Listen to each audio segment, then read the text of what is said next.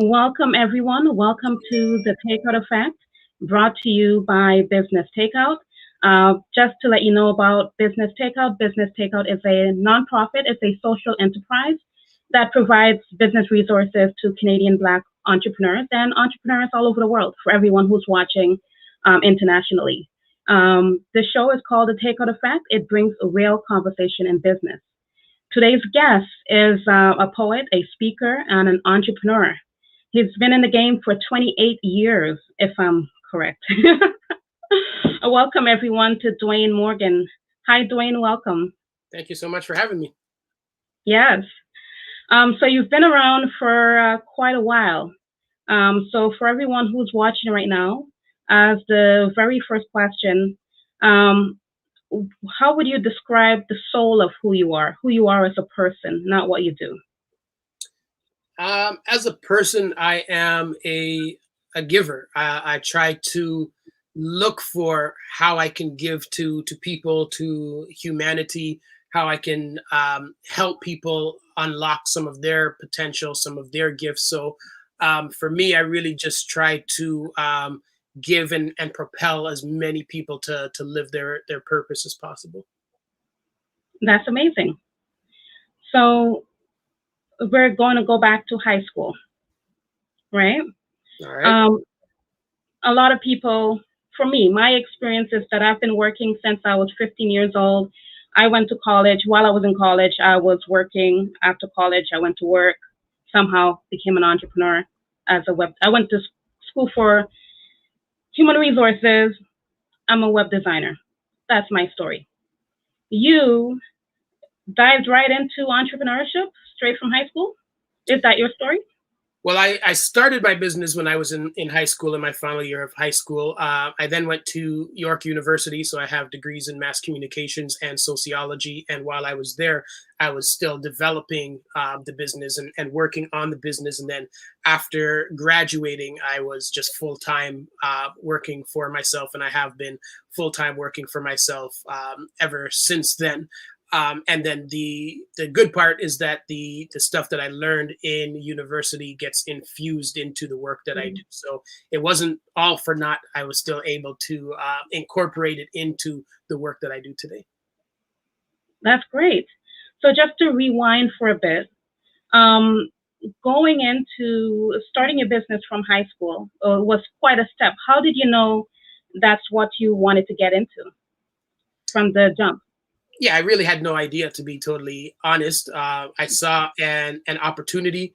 I was given the opportunity to produce a talent show at my old high school, and the principal said, "Hey, if I charge money for it and people are willing to pay, I can keep the money." So I said, "All right, well, I mean, we're going to charge money for it." It was only $3, but over Hmm. 300 people showed up, and I made $1,000 in one night as a high school kid.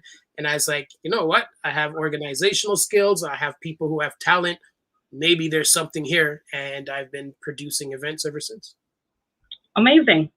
All right, you mentioned a few things there that I picked up on. You mentioned opportunities and you mentioned value, placing a value on your work. Those are two subjects we're going to get into. First, let's start with opportunities. Sometimes when you start a business, you don't know what type of opportunities you can gain from that business venture, right? Absolutely. So we're going to talk about some of the opportunities you gained from your entrepreneurship journey, a journey that you're still currently in. You started way back in high school, back in 1993. We're in the year 2021 now, long time, and a lot have happened along those years. One of those opportunities are opportunities to travel. From your bio, you've traveled a lot of places all across Canada, the US, Trinidad, Germany.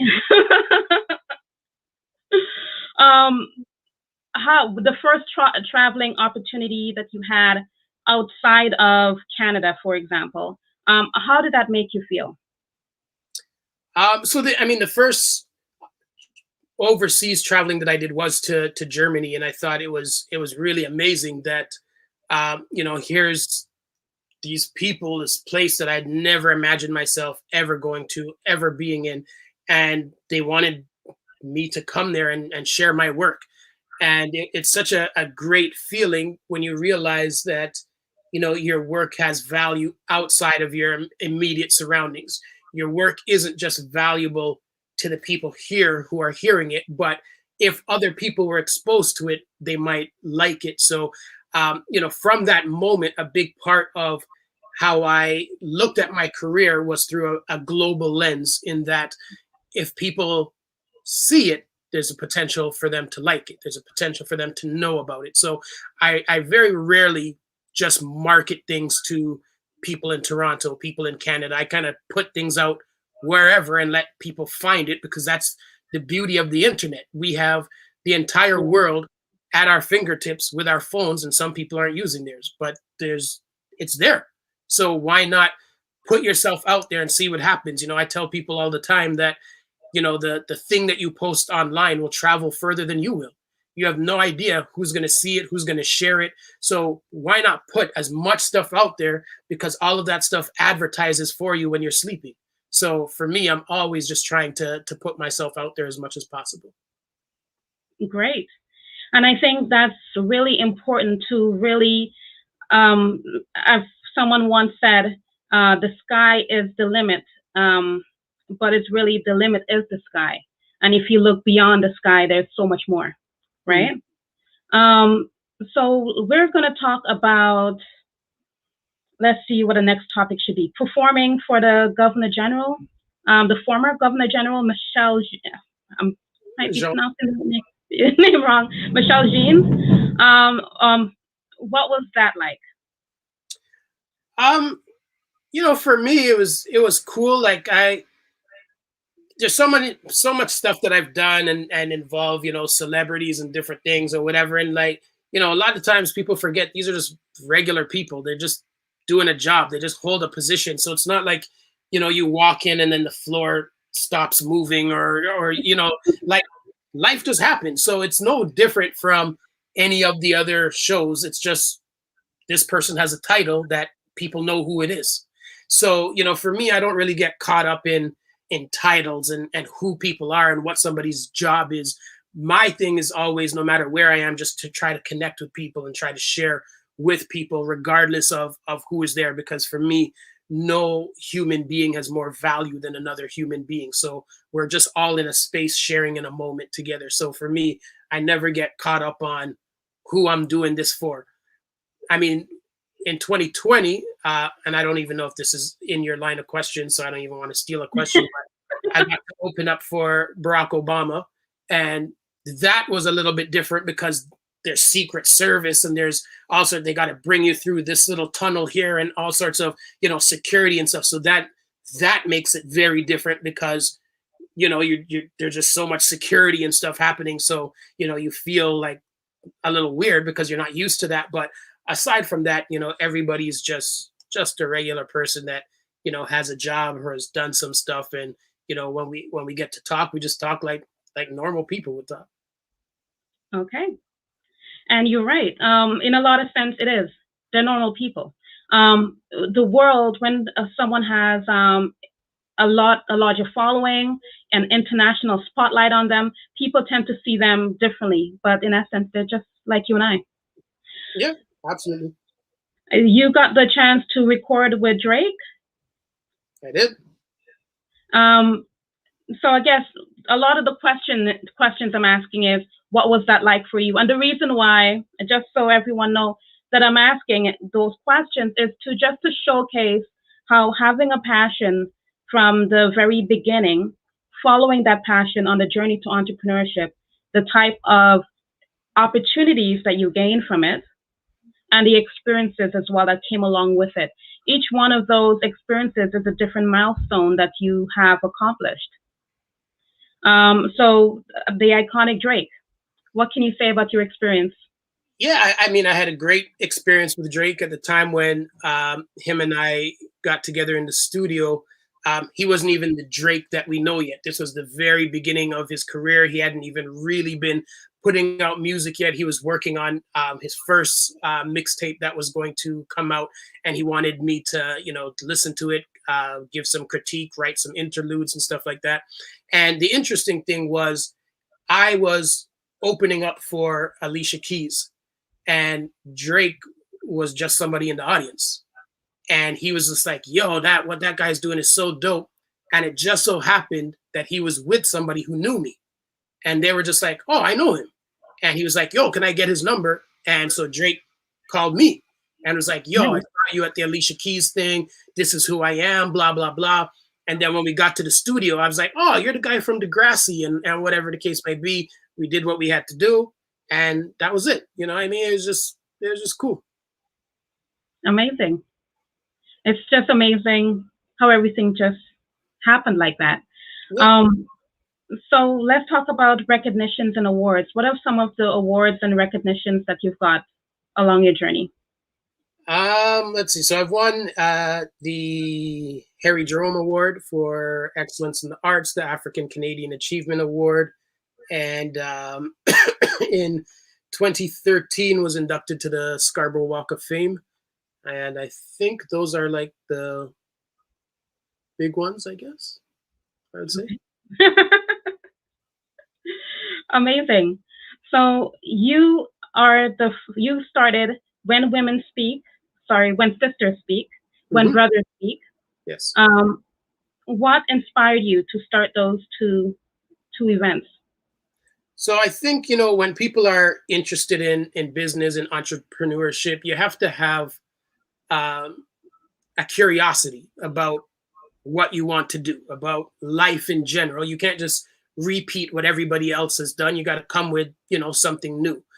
So I got an email about a poetry slam event that was happening in Philadelphia. And this was back in like 97, 98. And at the time, I'd never heard of poetry slams. I had no idea what this thing was, but it just said that there's going to be a lot of poets from all over the place there. So because of my curiosity, I borrowed my mother's van at the time and just drove to Philadelphia so I could find out what this thing was. So I brought a bunch of friends and we just made it like a weekend road trip kind of thing, went down there, checked out the show, and I saw so many amazing poets. And I was like, you know what? People in Toronto would really love these people, but there's no reason for them to come to Toronto. So I had to create a reason. So when I came back, I was like, what is the reason that I could create? And then I came up with When Brothers Speak. And so we did the first one of those, I think in 98 or 99.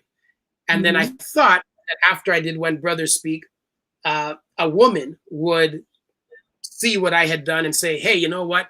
I should do a women's one. So I waited for that woman to do it. And that woman never arrived. So I said, all right, I'll do it. So then I created When Sisters Speak, and I did the first one of those in 2000. So both shows have been running for over 20 years now, and just still keeping it going and still, creating space and platforms for Black artists. Okay. And I know you mentioned Obama early on. I'm just going to touch on it a little bit. November of 2008, if I'm correct, Obama won to be the first Black president of the United States. A lot of us was cheering on, and we were proud, happy that this have happened. How did that make you feel in that moment? Yeah, I think in that moment, it was a very emotional moment because, I had grown up thinking that it was impossible for a Black person to become, president of the United States. And then here was this guy who just kind of came out of nowhere and ended up doing it. So I think it was just very emotional. And at that time, my daughter had already been born. She was like a year old or so. So she only knows a world where a Black president is possible. She has no history of growing up in a world thinking that this is impossible. So, it even resonated on that lens, because now she's going to grow up, and what is there that she cannot do? Because, the president is the most powerful job in the world. So once you see that somebody who looks like you has done that, then what excuse do you have to not try to be whatever it is that you decide that you want to be with your life? Exactly. And you mentioned the impossible. So in that moment in 2008, you have also never seen it possible that you would be able to perform while he was in Toronto, which I had the opportunity to bring my son to watch live in early last year. Yeah, I mean, it was. I never would have thought that that would have happened. Even when they called me and asked me if I would be interested in it, I didn't even think these people were serious. But then it turns out that they were very serious about it, and it was just one of those things where so many people were just proud that they were there and they saw me on that stage, and Obama was on the same stage and stuff. So I mean, it was very symbolic, and I think Yeah. I like the fact that I also brought younger poets with me, because I think it's so important when we look at business, when we look at mentorship, that too often, especially in the Black community, we every generation reinvent the wheel, and we don't have a good mechanism to let go. We don't have things in place to have a what is the succession plan? When I start to get old, does this business die, or who's taking this over? Who am I, empowering? And I think it was so great to be able to work with two young men to put that performance together and have that opportunity where we could be on stage as different generations, in the same way that Martin Luther King Jr. paved the way for a Barack Obama to happen. My work has paved the way for those young men to do whatever they want to do. And one of those young men is now the first poet laureate of Ontario. So, it's just great to see that, you can mentor people and have a plan where you bring people after you.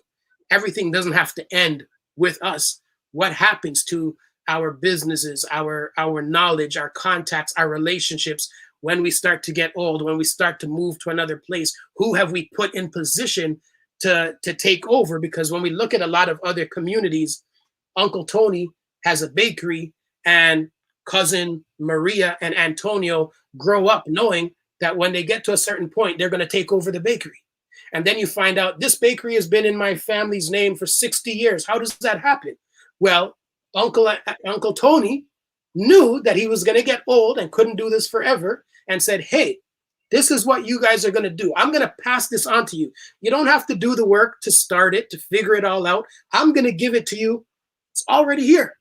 All you have to do is wake up in the morning, show up, do the work, and make money, and then pass it on when you start to get old. And too many times in the Black community, we don't have that. We don't have those generational businesses. It starts with me, it ends with me. Another generation comes, starts with them, ends with them. And I think we really have to look at, how are we passing on knowledge, resources, businesses, so that we are giving the next generation a head start that we didn't have.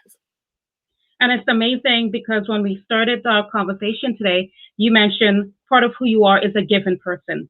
And we can see it throughout your journey that you're putting other people on. You're giving opportunities to other people, which I think is amazing.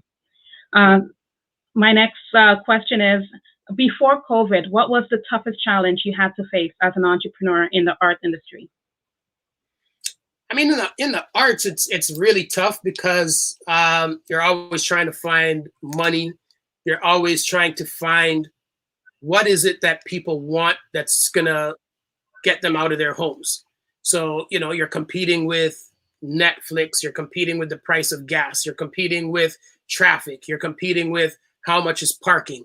So there's so many other factors in play when someone has to decide, am I going to go to an event or not?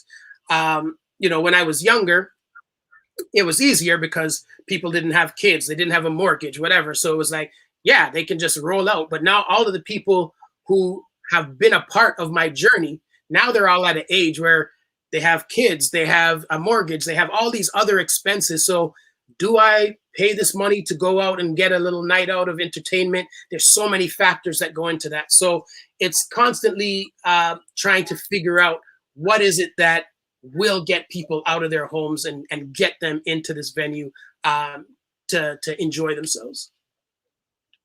Yes. And I can see, as putting on a lot of events, I can see how that can be very challenging. Um, my next question. Bear with me. So, before COVID, you co-founded, is it the Toronto Spoken Soul Fest, Yes. right? Then COVID came, right? We had the When Sisters Speak 20th anniversary, Mm-hmm. and a lot of events. A lot of people that have events didn't know what to do. It was a point in never before in the history of humanity of anything like this ever happened. Right. A lot of event holders did not know what to do. I was supposed to do a workshop for an event, and that event holder, organizer, also didn't know what to do. So everyone was on hold, right? Right. How did that affect your journey? Like, how did that affect you in that moment? Well, I mean, the excuse me, the whole shutdown around COVID happened in Toronto the night before the 20th anniversary of When Sisters Speak. So that was pretty horrible because, I'd sold hundreds of tickets, had flown in artists were in the hotel, everything was ready, set to go. And then the city said, you can't have that many people in a building. So I had to cancel the entire thing. So that was really tough because there's, you lose a lot of money and all this kind of stuff.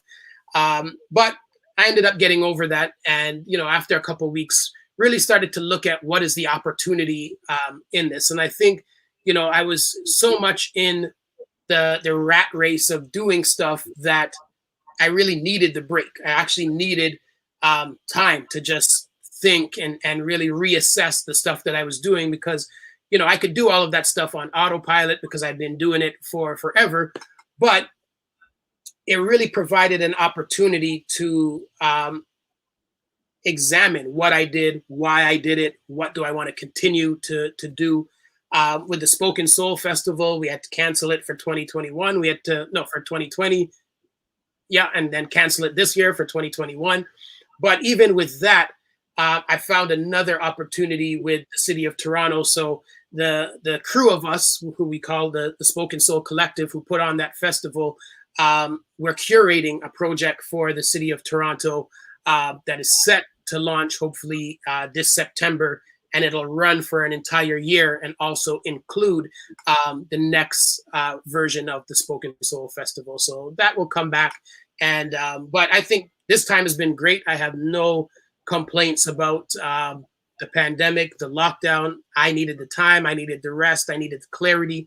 And whenever things open back up, I also won't be rushing to be like, I'm the first one to put on an event.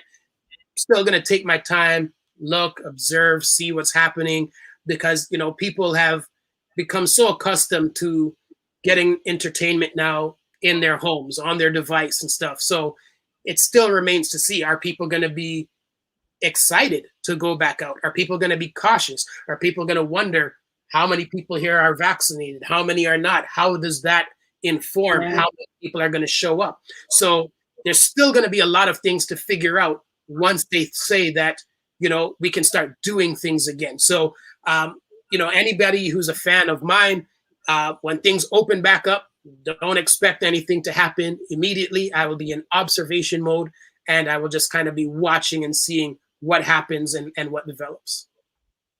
Right. Perfect. Looking forward to what's to come.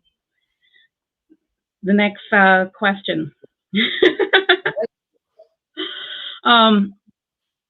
So pivoting during COVID, right? A lot of it comes with still being able to put a value on your work, right? A lot of when people had just experienced COVID, a lot of things were happening for free because a lot of people didn't know what to do. It was a confusing state for everyone, especially business owners, right? I remember watching a video of you. You were talking about a phone bill, a light bill, if I'm correct. And the main thing is, conversation with your daughter, where your daughter charge you for making her do a work that you've had for her, you know. Um, and it came into the conversation was really putting a value on putting a price on your value, knowing your value, knowing who you are, and putting a price on your work. And I've noticed that you've done that even during COVID, at a time when a lot of people was just doing stuff for free because they didn't know what they were in a confusing state. What can you say for anyone in terms of how important it is to put a value on your work, knowing your value and putting a price on it? Yeah, I mean that is ultimately extremely valuable. Nobody really values anything that they can get for free. So I learned that pretty early in my career, and like you were saying before, a lot of when the pandemic hit and everything got shut down, everybody was trying to figure out what to do, and at that point, I went into observation mode at that point as well, and I just wanted to wait and watch and see what everyone was going to do, and I was amazed. People are on Instagram Live doing this thing for free and on Zoom doing that thing for free. And I was like, wow, this is amazing. And, I would go and I would see, are people here? Are people showing up and consuming stuff? And I'm one of the first people that I can remember who said, all right, I'm going to do something. And my thing wasn't free. And the first thing I did was either $10 or $15, and people paid and people showed up. And the importance of that is having value and also delivering on the value. I never feel good charging people and then not delivering at least that much value. So it's also making sure that you're not charging just because you want money, but you're charging because you're going to give people something better than what they're getting for free. And I've built enough of a reputation for myself that people know that Dwayne Morgan is synonymous with quality. So if Dwayne is doing it, there's going to be a quality element to it. And I think that also works to my advantage. I never want my name to be associated with things that are cheap, with things that are free. It just doesn't happen. Like, how often do you go out and see, Apple computers having a blowout sale? Never. The price is the price. Either you pay the price or you get another computer. But that's what it is. So you can have Dwayne Morgan or you can have somebody that's free.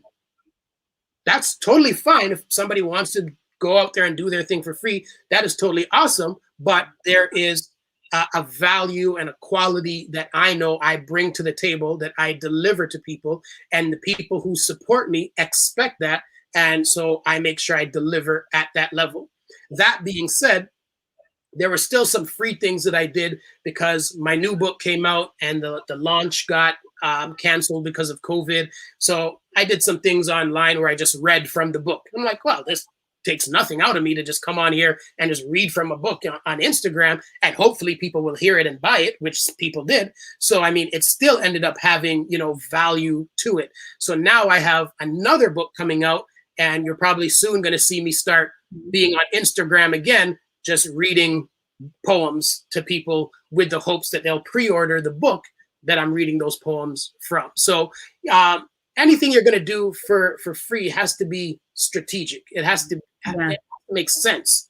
And everything that I do for free typically leads to money, because at the end of the day, there's nobody who can run a business without money. You need money for your business to function. So you can't be a business person doing things for free. There's no business that operates with that model. So there has to be the monetary aspect has to be factored into everything that you do if you want to be successful in business. I agree, definitely. I love that you said that you have to. No business runs for free. And if you're giving something for free, it has to be strategic.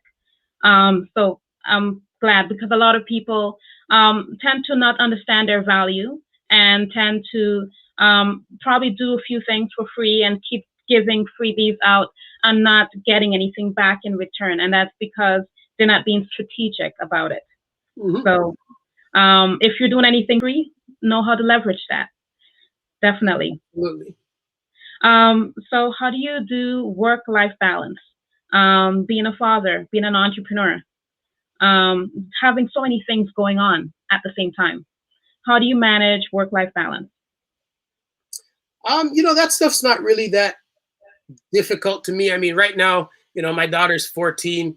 Half the time, she doesn't even want to be around me. I go in her room. She's like, "Get out of here! Like, what are you doing in here?" So I'm kind of getting used to that. So it's like, all right, well, let me go do some work then if you don't want to hang out or whatever. But her and I, we have a date every Friday that has Nice. existed for pretty much her entire life. Every Friday, her and I, we have dinner together. We just do whatever, watch movies, whatever. So she knows that on Fridays she has to her friends have to share her with me on Fridays. And aside from that, it's find time. You just make the time. Like for me, everything is scheduled. So I schedule when I'm doing everything throughout the day. It's rare that spontaneous things just happen in the day. If an opportunity comes up and it's time sensitive, then sure, maybe that happens, but that doesn't happen all that often. So for me, everything is planned out. I wake up in the morning, I read a few pages before I even look at my phone. I just kind of get the mind kind of going, and then I look at the phone, see what's there, if there's anything pressing, and then from there I just look at my to-do list for the day and then just get down to business. So you do your to-do list the night before? That's what I do. So I'm just Yeah, okay. I mean, my to-do list for tomorrow is looking at me right now. It's already done and set to go, so I know how the day starts. I know what time I have to wake up to make sure I'm prepared for the first session and all that kind of stuff. So yeah, every evening the to-do list for the next day is done and complete, so that I go to bed and I can start doing some of the mental work to make tomorrow's list easier. So what are some tips you can give to entrepreneurs that are in the art industry to have them excel in the business side of it? Any tips? Well, I mean, you have to be authentic. It's so easy to go on YouTube and watch other people, and then suddenly you start looking and sounding like these people that you've been watching. You have to be authentic, have your own kind of voice. There's poets that are out there, and for a lot of the poets that I mentor, I say all the time, there are way better poets than me. There are people who write way better than me, but there's nobody who will outwork me. It's just not possible. So at the end of the day, it isn't even that you have to be the most talented or you have to be the best at this thing. If you're willing to outwork the next person, you level up, right? It all balances out. So you're able to make up for, yeah, maybe this person has more talent, but if they don't have the work ethic, talent That's only true. gets you so far, right? There's tons of basketball players who are amazing, but if you don't have the discipline to be in the gym, you know what? You could choose. Go out and talk to some girls or be in the gym, right?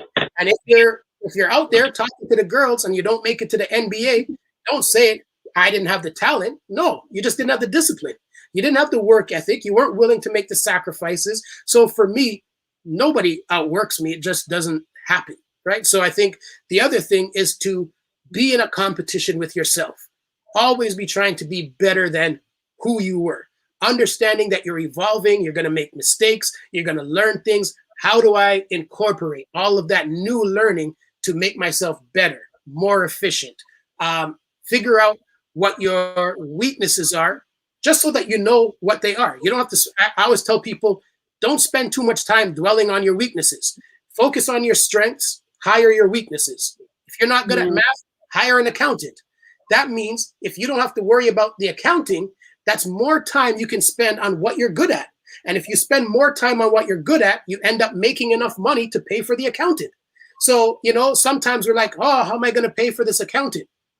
Get out of your head, just get the accountant and free up your mind. Now you don't have to worry about the numbers.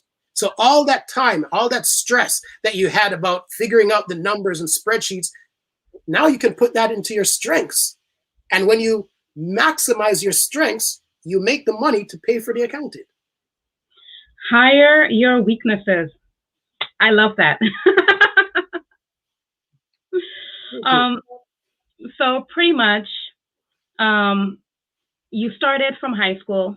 A lot of opportunities have came from it.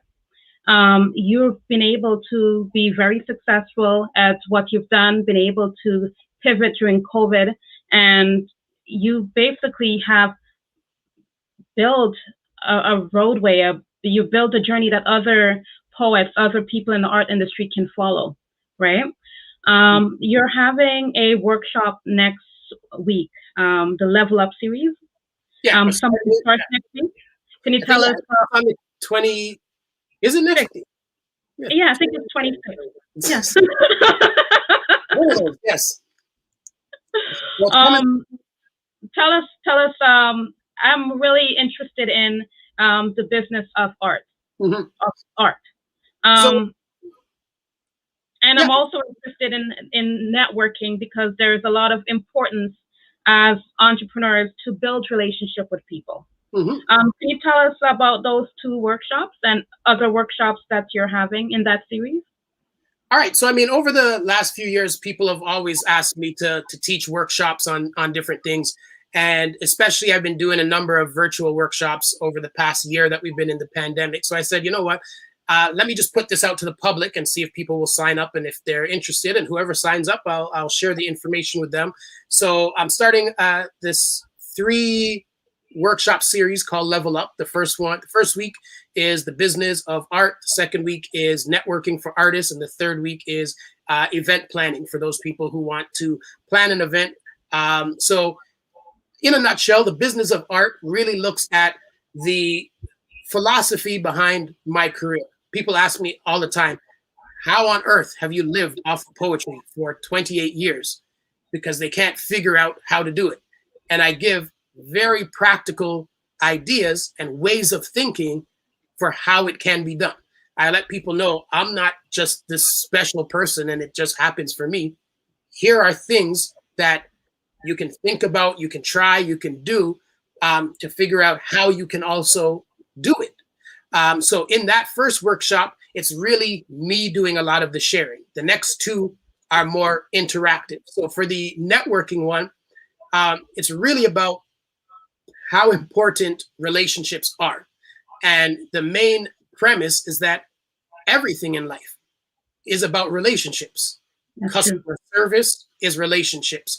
If I'm doing poetry, me performing to the audience is a relationship.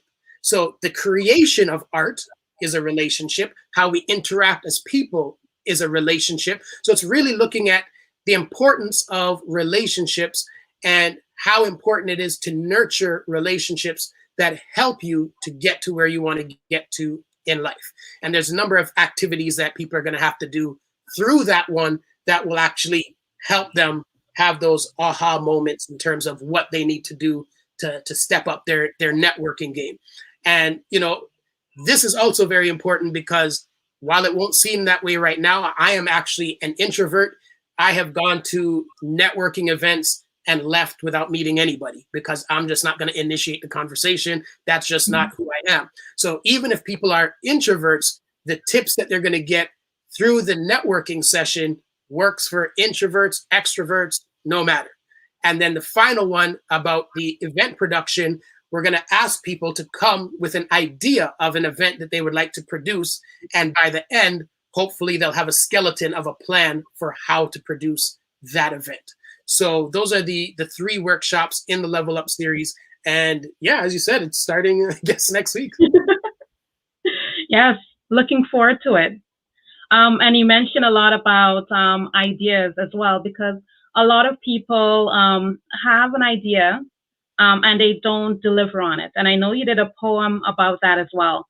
The ability to have an idea and carry it through, and the idea comes to you for a purpose. And it's important to really bring that to reality. Has there been any ideas that you wanted to do and you never got a chance to? No, I mean, when ideas come to me, they get done. That's just there's some ideas that take longer to manifest. So the ones that haven't happened yet, there are steps being taken so that the ball is rolling. So there's nothing that I can say, oh man, I missed that opportunity or I didn't do that thing. Life is short. I don't believe in that. So if the idea comes, I live with the understanding that every idea that comes to me for a divine reason and purpose. I was chosen for that idea. So the most disrespectful thing that I could do is not do something with the idea because it came to me. It is a gift to me. And I was reading a book earlier this year, and it says that our creativity is a gift from God. What you do with your creativity is your gift back to God. So, nice. I love that. So when an idea comes to you, you have a responsibility to do something with that idea because that idea was a gift planted specifically inside of you for you to nurture it and develop it and turn it into something. So if an idea comes to me, I just start putting it into action. Amazing, amazing. I love everything about that. I get a lot of ideas and I just write it down and I intend on getting back to it. But it's all in I have a lot of notebooks with ideas. Yeah. I get it. I got notebooks everywhere. The future for Up from the Roots Entertainment, the Spoken Soul Festival, Dwayne Morgan. What does the future hold for you? I mean, that's always an interesting question to try to answer because I tell people all the time, who knows? We're not there. I can only think about what the present holds, and through what I do in the present, create the future that I would like to see. So I can say that we're currently working on the 2020 Spoken Soul Festival, which is going to happen in Scarborough.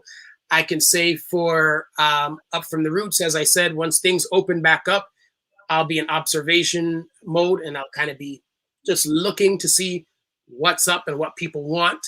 And then for myself, God willing, in 2 years, I'll be celebrating the 30th year of my career and have a few projects in the works for that I can't speak about just yet, but they are top secret projects that I'm seeking out some external funding to try to make them happen. And if that funding comes in, then we'll be able to start moving faster on these projects and have them ready for the 30-year anniversary in a couple of years. So definitely excited about those because it'll be, stepping into some other areas, and it'll also be like what we were talking about before, taking some things off the list that have been on the list that are harder to manifest, but finally after years, they'll be manifested. So. Okay, amazing. So how can people reach you? If anyone wants to reach out to Dwayne Morgan, how can they get a hold of him? All right, I'm pretty easy to find. You can find all my info right there on the screen. My website is dwaynemorgan.ca. Instagram, Dwayne_Morgan. That's the same for Twitter as well. You can find me on Facebook. So I'm just kind of everywhere. You can find me on YouTube, TikTok, whatever. Wherever you want to find me, you'll find me there. So you can just even put Dwayne Morgan in Google and all of this stuff comes up. Spotify, Apple, whatever you're looking for, you'll find me out there. Amazing. Well, thank you for joining us today. And for the audience, thank you for watching with us as well. For those who are watching, please feel free to share on Facebook, YouTube, LinkedIn, subscribe to our YouTube channel. And thank you so much for joining, Dwayne. Thank you for being here today. It's been a pleasure. I've learned a lot from you. And yes, looking forward to your upcoming workshops and everything that you have coming up in the future. So all the best. Thank you for having me.